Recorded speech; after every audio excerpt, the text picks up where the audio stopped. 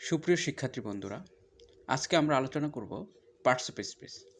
Before কখন conjunction হয়, আর before কখন প্রেপোজিশন হয়, বিফোর কখন অ্যাডভার্ব হয়। কনজাংশন হিসেবে ব্যবহৃত হতে হলে প্রথমত দুটি ক্লজ বা সেন্টেন্সকে যুক্ত করলে তখন বিফোর কনজাংশন হিসেবে ব্যবহৃত হয়। যেমন for example, before I go, before she comes, like this way.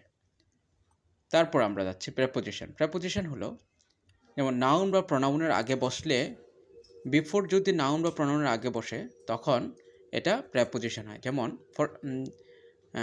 যেমন before dinner, before lunch, she comes here আর she came here before me, অথবা আমরা বলতে she comes here before me. তারপর আমরা যাচ্ছি adverb.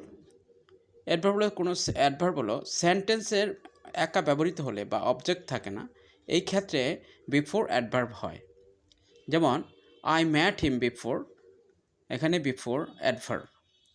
I saw this movie before, তো before এখানে অ্যাডভার্ব।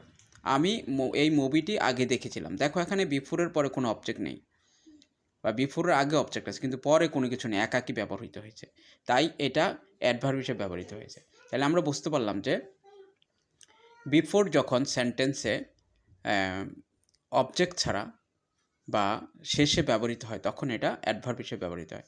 আর প্রেপোজিশন নাউন বা প্রনাউনের আগে বসলে তখন এটা প্রেপোজিশন হয়।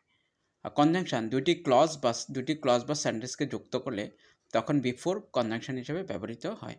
Thank you very much for watching my video clip. Thank you very much.